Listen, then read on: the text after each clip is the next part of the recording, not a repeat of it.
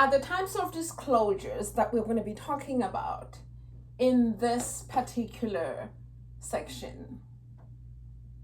We call these SDCs. Does anybody know what identity disclosures are? Let me hear from you. What are identity disclosures? That is indeed correct. That's when we identify our samples by categorical variables, for example, age, how long people have been enrolled in their programs, gender, and such like variables. Very good. And now let's talk about attribute disclosures. What do you think we are talking about here? What type of a disclosure is that? That is correct. That is when we match external files to quasi, some people say quasi variables. How else can we disclose attributes? That is very good. By tracking down the unique variables in our statistics, you track the uniqueness of those variables. And do you know what that means? What does that mean for you? Yes, it does challenge the diversity of our data, doesn't it? You were correct on that. Now, the last one, inferential disclosures. What do you think is happening here? That is very correct. As the name says, inference, it means that somebody is flipping around pieces of statistics to figure out some probabilities. What is the probability that if I flip around these attributes, they are going to land on this point? And can I trace this point back to the unit that was initially measured in the population or in the sample unit? That kind of a thing. And you can see how the inferential disclosures are very close to the attribute disclosures because they target the same thing. This one is more through the matching of these files, particularly in this example. But over here, it is the manipulation of the statistical probabilities. Does that make sense? And I know for some of you, it sounds like Greek. But don't let it intimidate you. Simply stated, all we are saying is that when we conduct statistics in our institutions, that could pose a risk for them.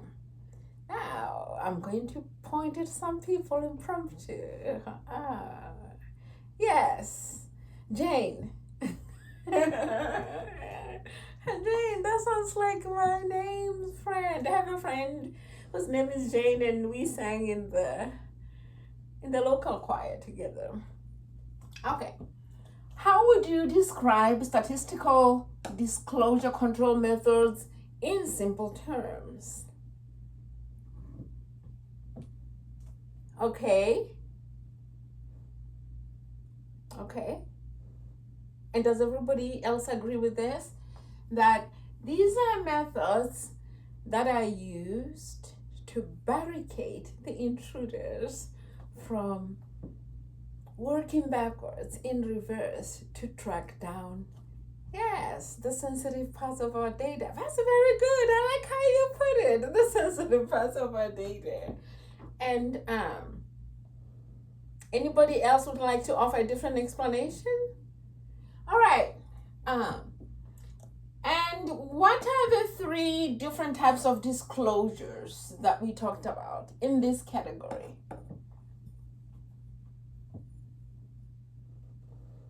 Very correct. Identical disclosures, attribute disclosures, and inferential disclosures.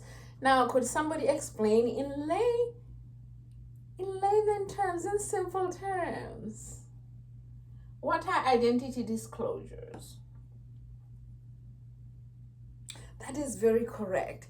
That is when we put under the microscope certain pieces of our data to see if we can pinpoint the identifying categories. What categories we really dealt with here? Was it age, nationality?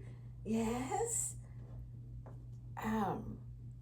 Household income? Very good. Very good. Those kinds of variables, those identifying categories in particular, are of focus when we deal with identity disclosures. Now, let's have somebody explain to us what attribute disclosures. What do these talk about?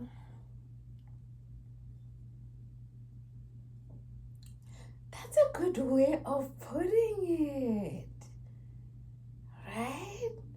Yeah, I like how you use the concept of a label.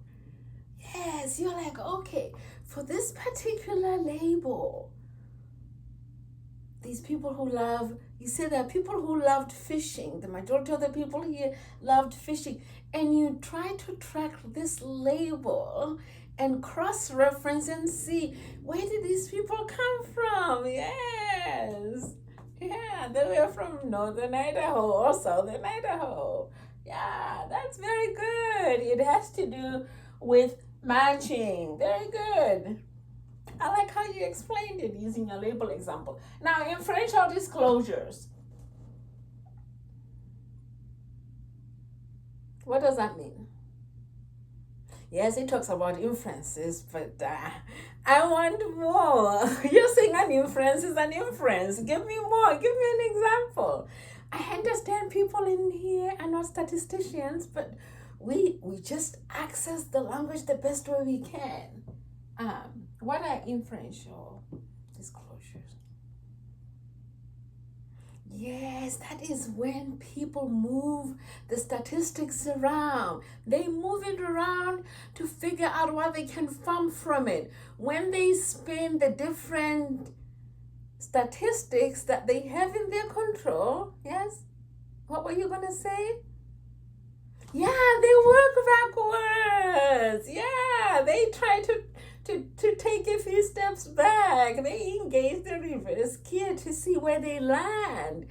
And that particular point they could land on could be some information they need, and maybe not, but who knows where they're going to land. But that is what an inference does. And where do you think they will land? Where do they land? Very good. They land at some key attribute. And that's an attribute that was used to compile the statistics. So this is useful information. They may not need it. It may not be what they're looking for. But that is what this process means. This is what inferential disclosures mean. And I hope you see the link between the inferential disclosures and the attribute disclosures. Okay, now so what is the task? You're probably wondering, what is the task? The task is, now that you've observed that when we perform our surveys, we've collected our data and everything, and we control what we share for safety. But then at the same time, one of the problems is that we compromise, we limit the usability of our data. That's one of the repercussions of these controls here. Now, I would like you to imagine that you were to create a statistical model that represents this research. A synthetic model. Synthetic microdata, so to speak.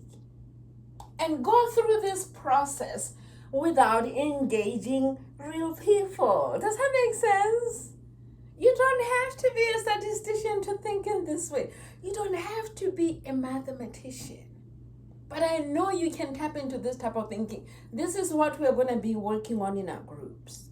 Okay, let me explain the process again. You're going to imagine some data. Imagine that you just collected data like you did here in your social service. But this time there are no people involved.